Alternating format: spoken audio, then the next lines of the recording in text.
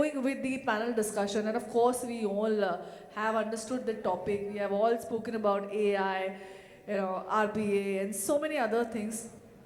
But there are few challenges I think we really want to acknowledge here. The future, of course, of credit risk management envisions automobiles system where I think AI will have a greater role to play in making decisions without human intervention. Well, it sounds scary, right? Well, it is not that scary. Our leaders will come and explain to us why. The use of machine learning algorithms can definitely lead us to a faster and more accurate decision making, and of course, the ability to analyze larger volume of data in real time. Definitely, we can always rely on to AI for such kind of work. Not that human cannot do it, but of course, it's more productive when they are doing it. Let us just dive deep into these opportunities, challenges for AI, RPA using the credit risk assessment or decision making out here. Well, of course, I think we'll all agree credit management is ready for the revolution which RPA and AI together gonna get. So let us get ready with another revolution topic which our panelists will address here. Calling upon one by one our dynamic super leaders out here.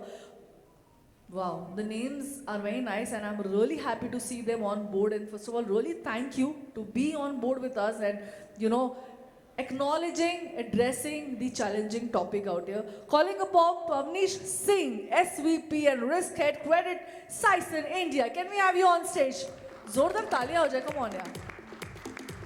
खाने के बाद मैं exercise करने नहीं बोल रही हूँ, but I think the talia is better than that. Pavneesh, I'll request you to, of course, wow. You understood before I told. That's amazing. That's the smart leader I have.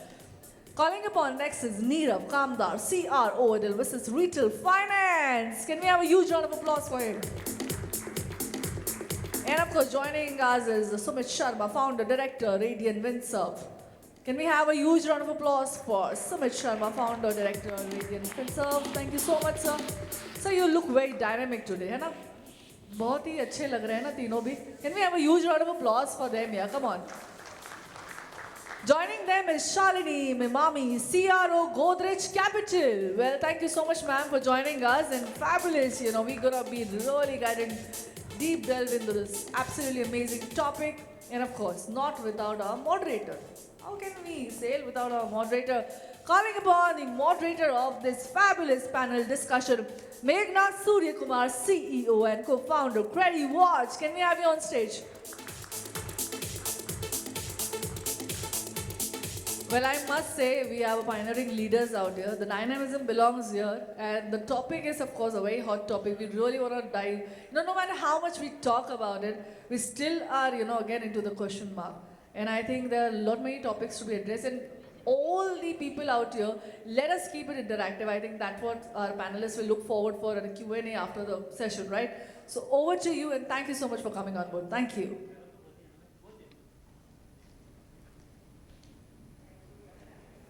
Can everybody hear me? Yeah, good afternoon and welcome to the session on the future of credit risk modeling.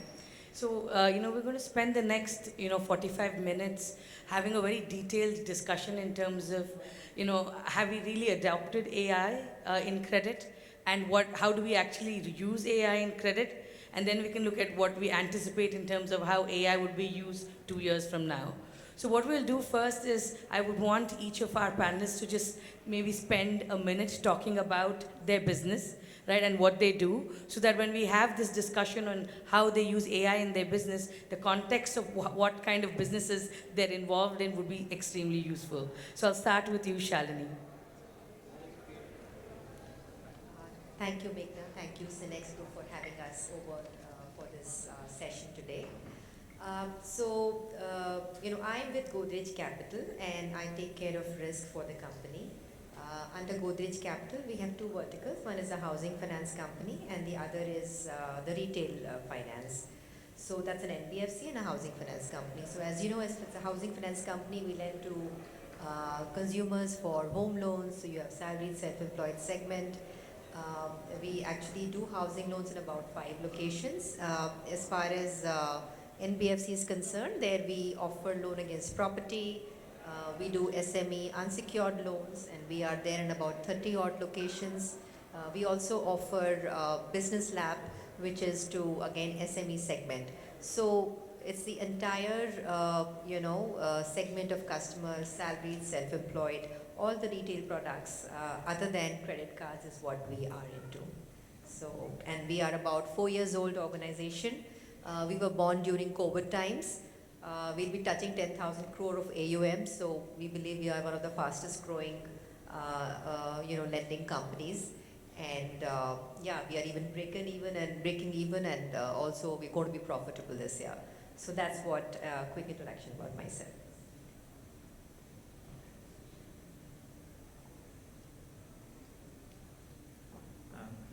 Hi, my name is Sumit Sharma, and I'm probably wearing two hats over here. I founded a microfinance company about 6 years ago, and more recently I founded Radian Finserv, which is an NBFC in the field of gold lending. In terms of my background, I've worked for banking and financial services for most of my career. Really that's broadly it, and we'll speak more, I guess, as we go along.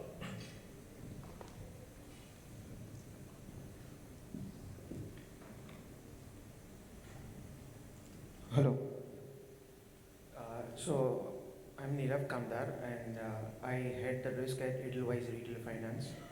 Our focus currently is on MSME space, and in this space we do gamut of products we cater to through unsecured business loans, secured business loans. We do supply chain financing, and we also are in the segment of mid-market funding. So we cover all the needs of the MSME at various segments through various products which we have. And we are also one of the pioneer leaders, if you consider in terms of co-lending. We have a partnerships which public sector bank, a private sector bank, and a foreign bank, and now with an NBFC. So that's it I can cover. Hi everyone, I'm Pavneesh. I had risk for credit Saison for the branch business and the SME side, including the branch and the co-lending business. Credit Saison is about 4.5-year-old company. We're a subsidiary of Credit Saison in Tokyo, which is a listed entity there. In India, in last 4.5 years, we are, as I'm speaking, we are about 11,000 crore plus of AUM. We started with wholesale finance to begin with, and we're proud to have good names of NBFCs on our books. And we also started co-lending along, which is like both on consumer and the SME space. We closely work with fintechs on the co-lending side, and it's early 2022 when we realized we can add a great value on the direct lending as well. So we reached out to the customers on a direct vertical. So we do business loans unsecured, we do small business loans and personal loans on the branch vertical side. So thanks for inviting me over, and I wish I can add value to the panel. Thank you. Thank you for that. So, if you look at the digitization journey in the country in the last 5 years, 2021, 2022 was all about digitization. But if you've seen the last 2 years, 2022 and 2023, and now the current year, we see that there's been a very good adoption in the industry for several products and solutions that involve machine learning and AI. So the question here is that how are we using this? Are we using this to augment the work that we're already doing, or is AI really doing what it's supposed to do, where it actually replaces a human and it's able to do decisions? So I just want to throw the debate open in terms of if you look at the future of credit risk modeling, where are we today, right? How are we using AI ML for credit risk modeling, and where would you see this 2 years or 5 years from now? So I'll start with Shalinee.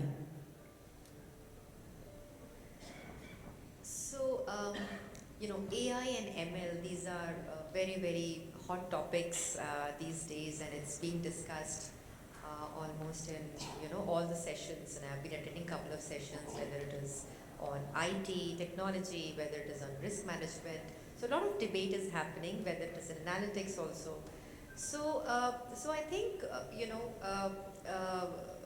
as if you look at the BFSI space, a lot of us are still using the traditional ways of risk management, whether it is managing credit risk, portfolio risk, financial risk, liquidity risk, early warning. We're still using the old traditional ways, And if I talk about a little on what those traditional ways are, it's like, you have a credit score, you have financials, you have credit behavior. That basically tells you how to build your scorecards. And, there are big analytics team, there are lots of data scientists in every bank, every organization. They're still working on that, and they're still struggling when working with the unstructured data, bringing some structure to it, making it more meaningful so that it can be used for, helping underwriting, for, being able to offer the products of the lending institutions faster and in a better way to get the right customer experience. So this traditional way continues. AI, what is it doing? AI is a great tool. It's got so many applications. I think everybody is talking about it. We are still figuring it out. There are lots of use cases. There are lots of apps which can be used for the entire credit risk management. What it does is it brings a lot of speed.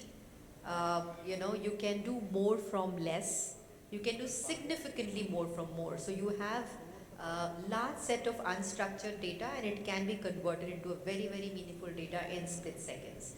So it actually is very, very efficient. It can bring a lot of efficiencies.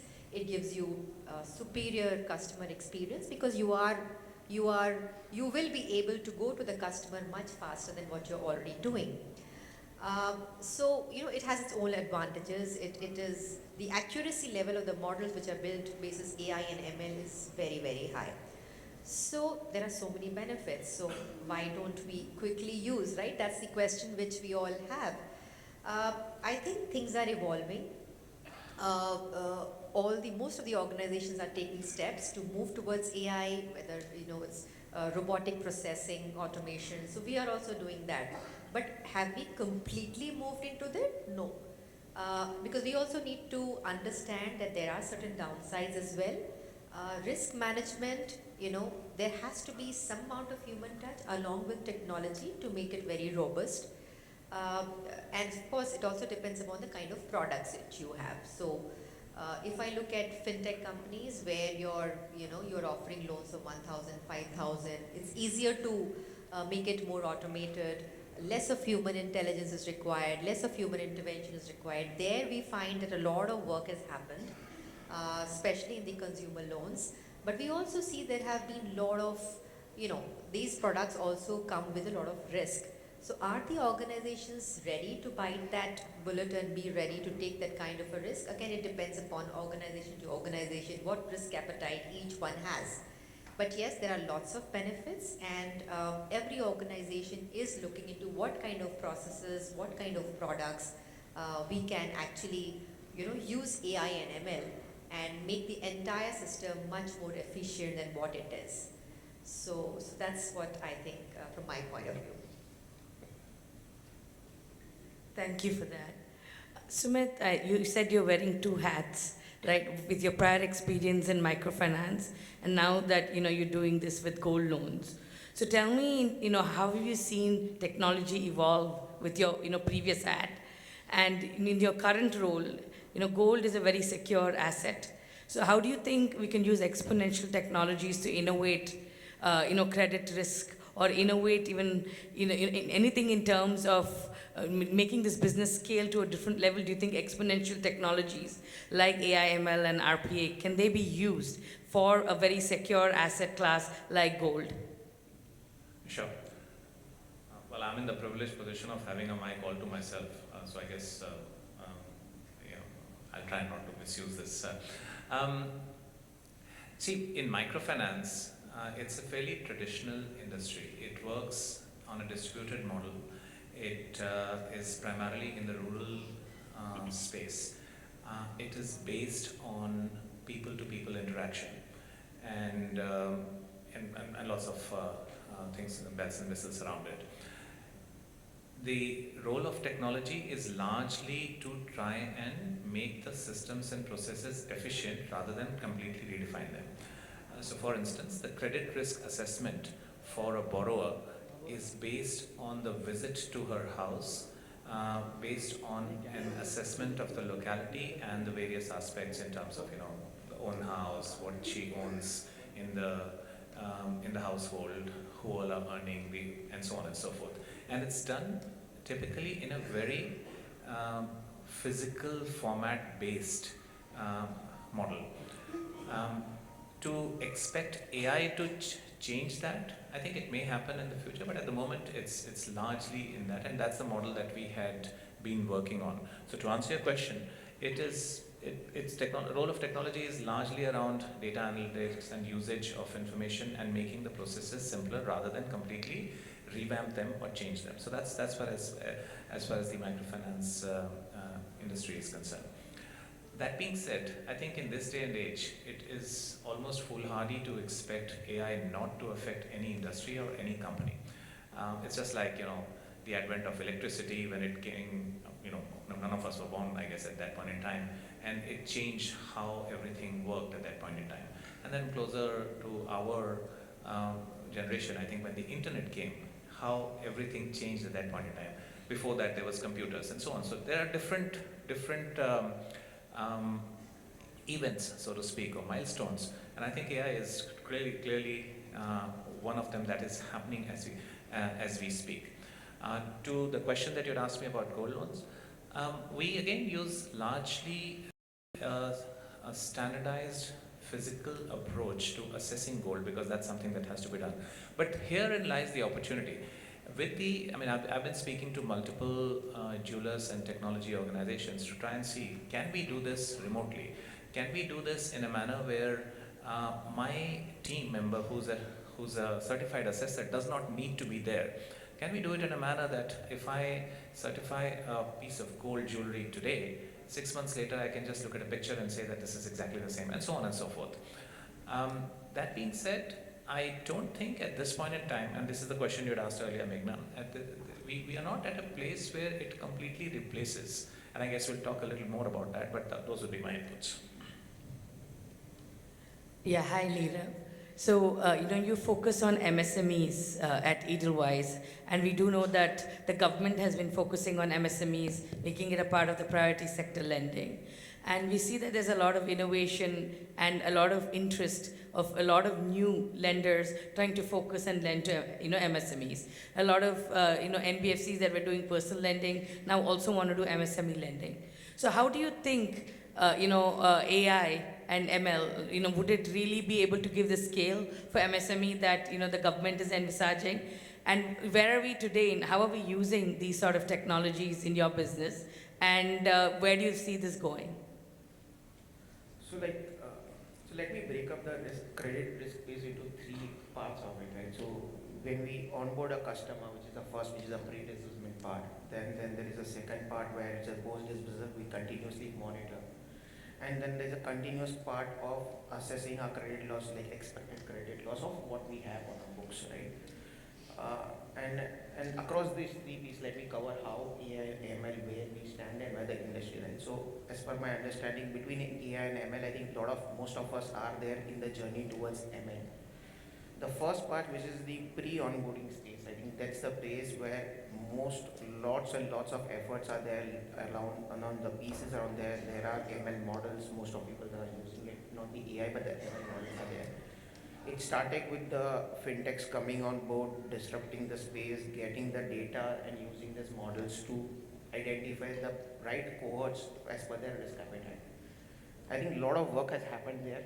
If you ask me, most of the retail, your small ticket consumer loans are right now ML model driven.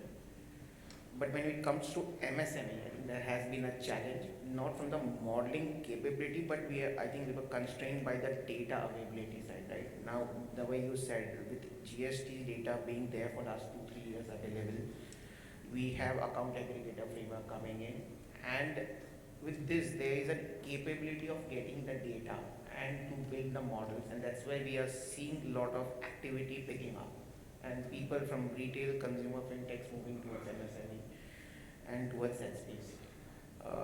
For us, if you ask me, we were lucky enough to be in this segment for last more than a decade, having data in a physical form which we could digitize and build some models which we implemented post-pandemic, and success rate has been good from the perspective of delinquencies and the risk, I think, in that sense. Coming to the second part, which is the post-disbursement monitoring, I think there again we can use a lot of AI/ML models. But frankly speaking, if you talk in the industry, I think not many people are using it from risk perspective.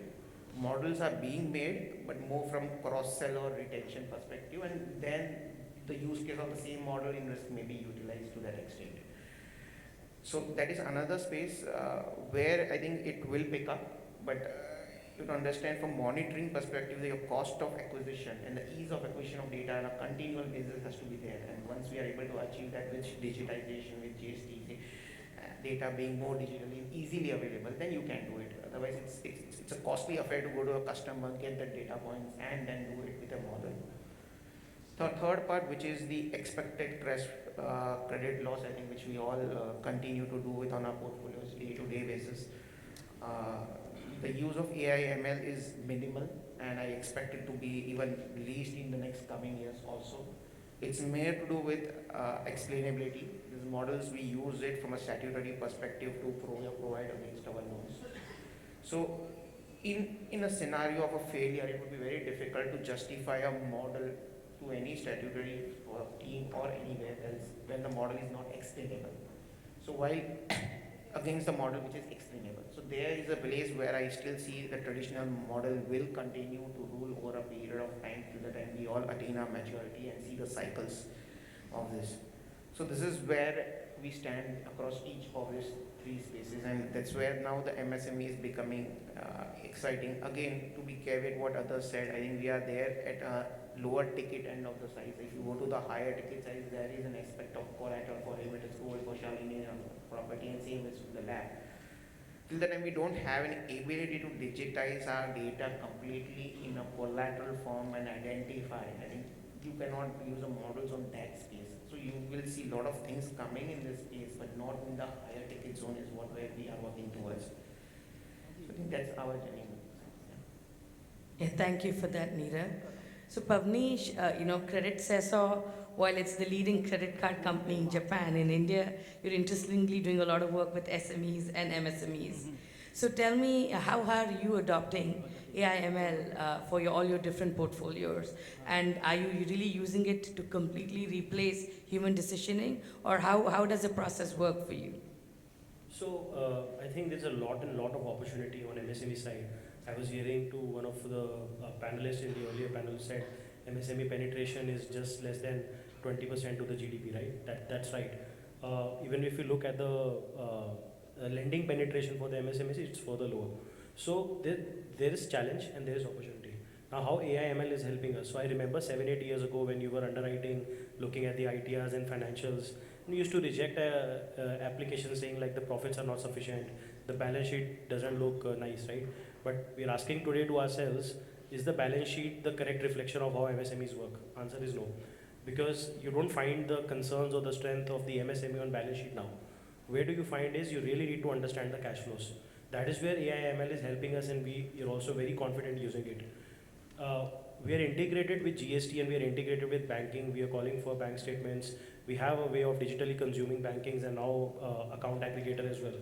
On the back end, we are triangulating. So I have a data insight of about last 2 years of every business who's applying to me as an MSME. Where has he kind of issued an invoice? Whom is he purchasing with? Whom is he selling to? And I'm triangulating those list of parties with the debits and credits of banking. And I'm saying, okay, if you had an invoice of 1 lakh to a person who sold, whom you sold, are the relevant credits coming into banking or not? I'm also replacing the debtor and a creditor period that I used to find out from the balance sheet, because I know over the last 12 months or last 24 months, this is the value issued, this is the value which is realized. I don't need to kind of go into very depth of saying your debtor days are more than 90 days. I don't care, right? So this is how cash flow, reaching to the cash flows of MSMEs is becoming very, very, it's becoming the reality of the day. I am very confident when I'm decisioning MSMEs on their cash flows, no matter whether they are loss making, how much money do they have on their balance sheet. Of course, I'm talking about micro and small. When we go medium and above, there's a lot of data, structured data, and financials make sense there, right? Now, our credit managers used to ask a question, and today, we are also doing co-lending with public sector banks. So whatever I'm doing on my direct book, I'm also going to public sector banks and say, why don't you take it? Because it's a PSL for them. So now they ask a question like, you have to give us some proof of saying like, what is the end use? Now, how do I verify the end use with AI/ML? My credit managers were asking this, they were validating with few documents. So we said, no, we are totally physical on this aspect of questioning. And then we realized like, okay, we can actually validate it. So when we went in depth to our building some models on banking, we also realized for the last 5 or 6 loans that the person took in last 12 months, where was the money going through? So that becomes your habit of borrowing. And the bank statements was exhibiting the habits of these borrowers, saying when you take money from a bank or an NBFC, how do you spend? So I'm far more confident on that data than a PD data which is only saying, oh, I have to use it for my working capital, right? So now coming back to your question, which is, are we replacing humans, or do you think this should? I don't think so. I think the answer is no. Wherever we're using AI is only to make the credit managers efficient. We are getting, so AI, in my opinion, is getting the data from the right sources. ML is kind of creating those subsets or homogeneous sets of information to take better decisions, or creating algos on top of this data to say, okay, this is how this is a high risk or a low risk. And that information is consumed by the credit managers to validate, based on what he finds, based on what he sees through a video PD. We are also doing a lot of video PDs today, right? If the structure or the setup is kind of validating the level of transactions. I think about 7-8 years ago, this entire business loan fraternity is kind of inspired by the word surrogates. So why there was a need of surrogates? Of course, this is something which was driven by channels, and all of us are following. But it's also because the financials, did not make sense. There are a lot of lending players today who are not collecting financials at all, and that is true, right? But this is where now, with the availability of data, our hypothesis or the thought of not relying much on financials but actually going deeper into the cash flow is becoming possible. That's quite an interesting perspective. So the second question is, if we are using these advanced methods to assess borrowers, maybe if all of you could just tell me with yes or no in one sentence, or whether you've actually seen a lift to new to credit customers because we've been using AI/ML in the past year or so. So I'll start with you, Shalinee. Have you seen any lift, whether in your personal loan business, your consumer loan business, or the SME, with respect to NTC customers because you're using AI/ML in credit risk modeling? We still have not gone into that space of new to credit as far as our organization is concerned. But when I look at the bureau data, which comes on a monthly basis, I see the new to credit is increasing. There are better scorecards available to be able to underwrite new to credit, and largely, where you do not have any kind of systematic data which is not available, especially for new to credit customers. You find that you do not have these guys don't have enough banking habits. They do not have enough financials basis which credit assessment can be done. So a lot of alternate data is available to be able to underwrite new to credit, and that is the reason why I see that on bureau there is an increase in the new to credit population coming into the system. And the behavior of the new to credit is also pretty much at par with the people, with the customers who have credit score, and it's also better than customers who have a lower bureau score. So yes, it depends upon the kind of products which an organization has where new to credit can be onboarded. So I see that organizations have made conscious efforts in building models. Even the bureaus also come up with new to credit models. So all this, they are using a lot of alternate data, which is data on social media, data on various behavior with respect to payment of your utility bills, various other data which is available, which you can structure and come up with a scorecard which is being used to underwrite the new to credit population. Thanks, Shalinee. And Sumit, you can answer this question, but I also have a follow-up question. Do you see any sort of dangers of overuse of AI/ML? If there are any instances that you could talk about, where if you just use RPA and just let the machines decide, do you think we would have Armageddon? Let me just come to that question and maybe that answer the first question. Not so much from my current association or the organization that I run, because we, to be perfectly transparent, don't use the level of AI at this point in time to assess at the entry point, because gold loans, the credit risk is fairly minimal. You take the security. Our assessment of gold carries far more priority than the assessment of the individual customer, so to speak. That being said, I was temporarily for some period of time on the board of a company which used to do a lot of these app-based lending, and that's where most of the customers, in fact all the customers, were largely new to credit, at least in that particular format. And like Shalinee mentioned, they used a lot of data, and a lot of data which was not directly related to financial transactions, etc. This was a little gray area, and I know that the regulator has stepped in and culled a lot of such practices. What used to happen there is a lot of assessment and intelligence which was being gathered, and I think there was good correlation between the propensity to pay and so on and so forth, which is how these models are typically built on. To the point that you were asking about dangers of using this, I think it's, probably not the Armageddon or the danger in the true sense of the word, but certainly there seems to be some reticence, because one of the hypotheses that I have so far, and we were discussing it very briefly, is that when it comes to taking decisions which are not very impactful, so think of small ticket loans, think of very short tenure or small ticket type loans, that's where everything is automated. But the moment it starts becoming a little more substantial, the point was made that it starts to aid decision making by humans rather than completely replace. So I think that's where we are at this point in time. Of course, with progress it will happen.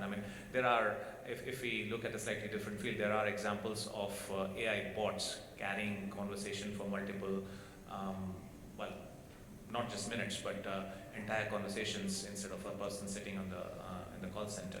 So those things are already happening, and it's not too difficult to expect something like this to happen with the assessment of credit and so on. So, but no, I don't think it's an Armageddon on the way. That's good. So for Nirav and Pavneesh, while you tell me how it's improved your NTC MSME customers, do you think that while you look at credit risk modeling, and use exponential technologies, is there a need for you to monitor these borrowers, continuously take feedback loops from an early warning perspective, and then use that to improve your model?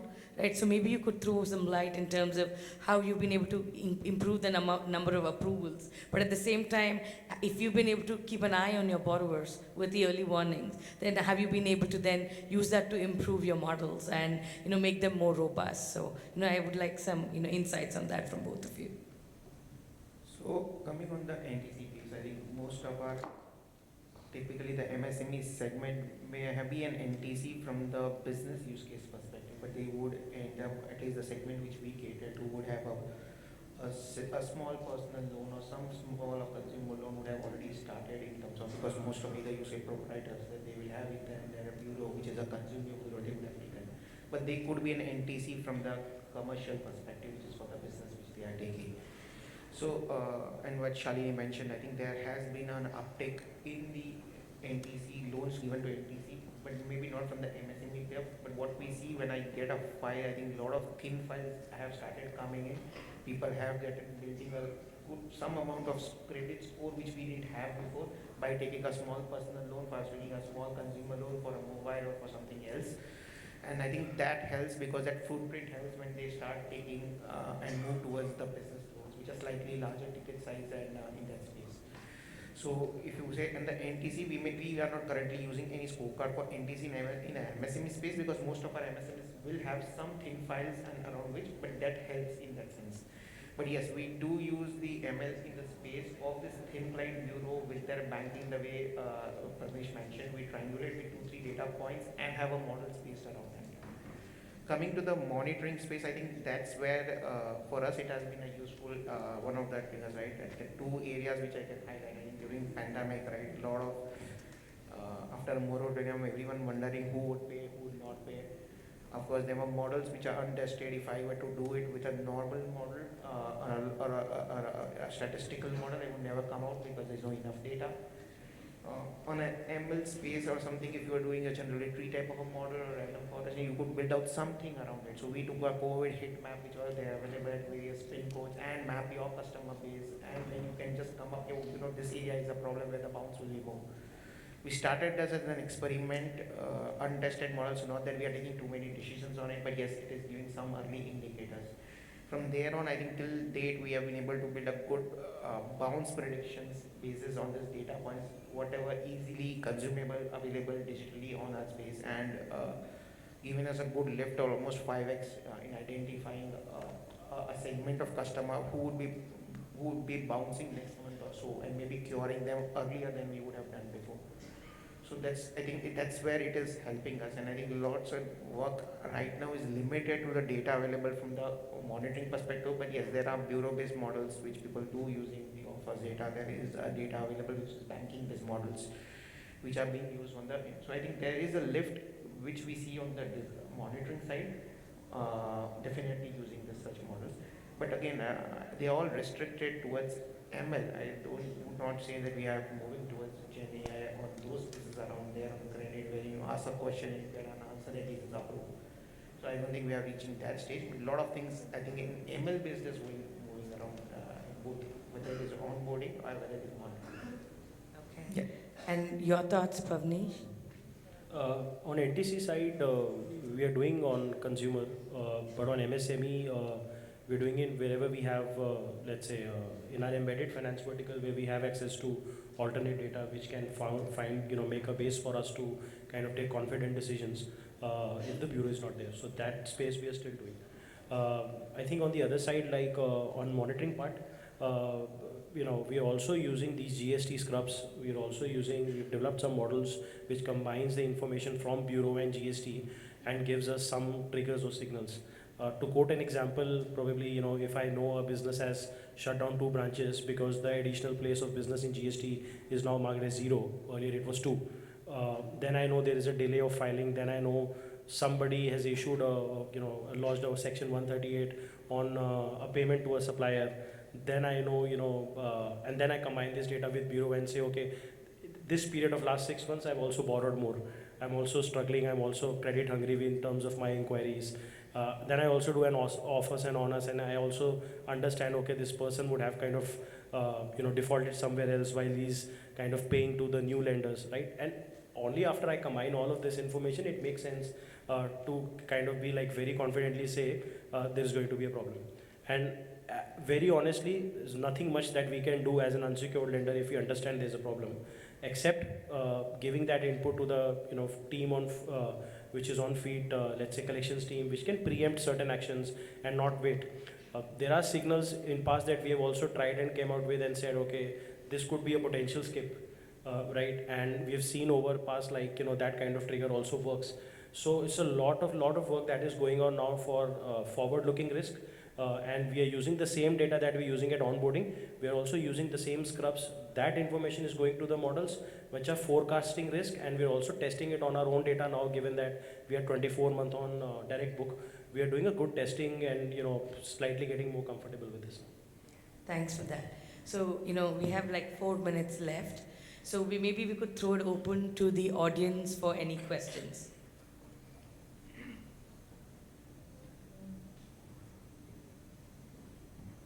We do have, yeah. Meghna, with your permission, while somebody is coming up here. I think you asked about, sorry, just give me 30 seconds. You asked about what Armageddon or what can go wrong and so on. And I've been asked by a couple of organizations who specialize in improving, if you like, the credit score. So while there's a model and the AI is working towards identifying behaviors, patterns, credit history, and so on and so forth. There's also the typical Indian jugaad, which is working on how to, I won't call it game the system, but certainly use that particular prowess of the model to actually help specific individuals who may want to change their credit history or change. So I think the point was being made by Nirav, they take short-term loans and repay and so on and so forth. So I think those kinds of things will be there. I don't think it's anywhere close to Armageddon, but I thought I'll make the point. Yeah, that's useful. You had a question.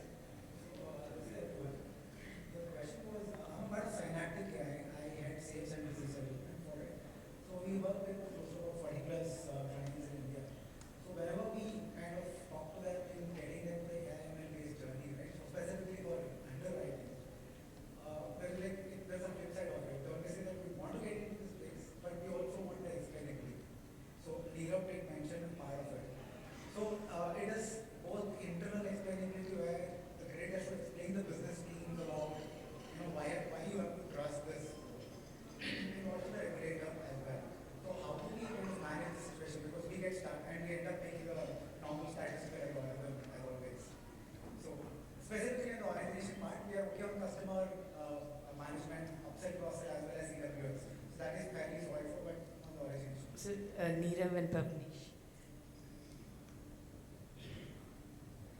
So I don't see a challenge on the onboarding. See, the explainability is always with the statutory piece, which is on the provisioning side. Now, I don't see on the onboarding or when the explainability. In fact, if you ask me, in the onboarding side, if you are able to categorize, and I think quite a few banks, if you ask me, are already there in the segment, because explaining to business is, I don't think, is something which will happen on day when you're doing a model based. So you have to define which segment you will target. So I'm saying that in an unsecured space, definitely till 50 lakhs, I think most of them are moving towards that. And maybe a period, maybe one or two other customers will pick it up on the explainability side of it, which you are talking about. Because back end, a lot of our APIs, when I talk, when we do a co-lending with a bank, we all are doing in our own in-house models. In fact, to the extent, even the regulator is now also asking few of validation of the models which we are doing for underwriting. So I don't see on the pre-onboarding side explainability is the issue. Till the time you backtest and you do it, I think that's more to do with the evaluation of the organization towards that space. Yeah, if you are going towards a larger ticket, especially more than 50 lakhs and around, where there is a collateral piece is there, right? That's where I would say that, see, it's about also amount of time you spend on the case operationally and the risk you are undertaking. So you shouldn't have on the explainability on the front end piece of it. You will have it only on the back end. And I think a lot of people now at least are matured enough to understand that this is the AUC of the model and this is where we are stand. And this is the Gini factor, because bureau based, even if the bureau is giving me a 685 or a 750, right? How it is back based, right? So there's a probability of default based on the data. We all taking it and using it. So I don't see it on onboarding side unless and until your use case moves towards more on the lab side or the gold loan side, where there is a challenge definitely will happen. Because if the larger players in the market are not competing with the AI model, the smaller players will not. So that's where it's at. When in the larger player, most of them are with the ML based model. If you ask me on the unsecured space, at least up to 50 lakhs and even more. It will also have filters, what Pavneesh said, that we may have our own filters within that model which we want. Because someone is lending at say 12%, someone is lending at 14%, someone is lending at 16%. Each of them is selecting certain cohort of customers. So we will have a policy layer and then there is a model layer. So between the two, I don't think should be a challenge till the time the use case doesn't go to the larger, because if you go in a 1 CR and above ticket size, I think people may an explainability, comfortability, all those stuffs will do checking in that space. So, Pavneesh, do you have anything to add to that? No, I think it all started with like how Shalinee kind of started saying like, while this is, we have solutions, we find companies like yours creating solutions, and also as Nirav mentioned, right? So we are using a lot of them on onboarding, and you will feel the lenders kind of taking comfort on the process that you have to offer. But I think it is still, from a risk perspective, it is still used as a guiding force, which is kind of giving you some things that you can underwrite and all. And as a lender, there are a lot of experiments that are happening in a lower ticket size, which is let's say up to 5 lakhs or 10 lakhs, depending on the lender's appetite, right? That is the space where lenders will still use and experiment and all, and everybody does. But when it comes to a higher ticket size, like Nirav mentioned, this is probably the space where people will still use and wait. And risk is a job of patience. You have to give your models some good time of 12 months to show results, even if, for the lenders whom you work with. Everybody would want to see some performance and then take decisions. No, I don't think we are running that we have to offer loan in 2 minutes, 3 minutes. We are not in that space. Let us be right than being quick is, I think, what lenders are trying to do. Okay, thank you, panelists. So, I think just to summarize what we've discussed in the last 45 minutes, I mean, we've learned that whether it's, personal consumer space, gold loans, SME, MSME, we have seen a pretty good adoption of artificial intelligence and machine learning in credit risk modeling. But right now, the use case is that it is AI plus humans. And although we may have RPA for many workflows, I don't think that RPA will take over with automated credit decisioning anytime soon, right? So the future of the credit risk modeling landscape is still AI plus humans.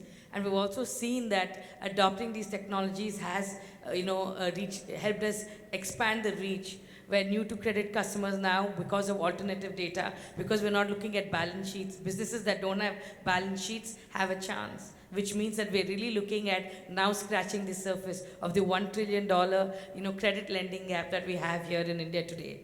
And of course, we're always going to be improving. The future of credit risk modeling is to robustly monitor companies using early warning and then keep improving your models from everything that you learn. Right? So thank you for that, and thank you for all your interesting insights.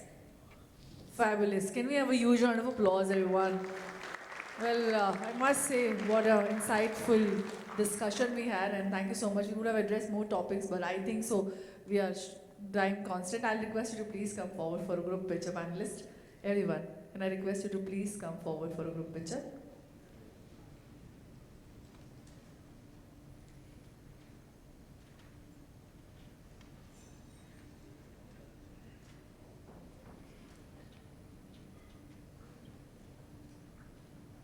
Come on, can we have a huge round of applause, everyone?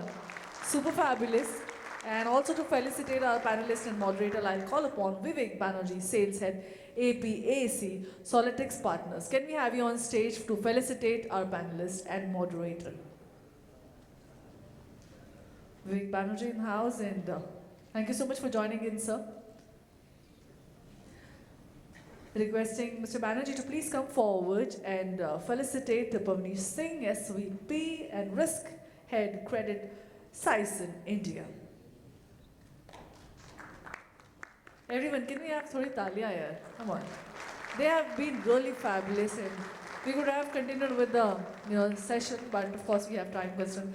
Super amazing topics to discuss for, and requesting you to, Mr. Banerjee, requesting you to coming forward and felicitating Nirav Kamdar, CRO, Edelweiss Retail Finance. Well, Mr. Kamdar, thank you so much for joining us. It's an absolute pleasure. We had really good time hearing from you and your viewpoints, and it definitely, I'm sure, many people had a lot of challenges. I'm sure we would have addressed all those things. Requesting Mr. Sumit Sharma, Founder, Director, Radian Finserv, to please come forward and accept the memento from us.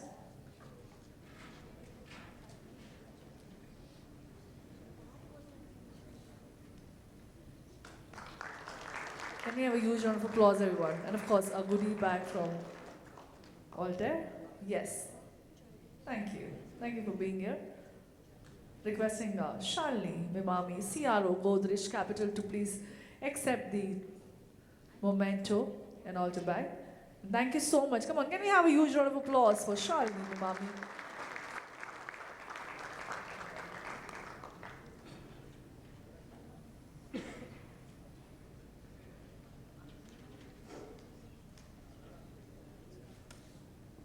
Thank you, ma'am. And of course, last but not the least, our moderator, Meghna, Suryakumar, CEO and co-founder, Crediwatch. Moderator ke liye thodi zyada taali hai. Moderator wouldn't have addressed so many, useful questions. Panel wouldn't have been able to answer them. And thank you so much for being on board once again.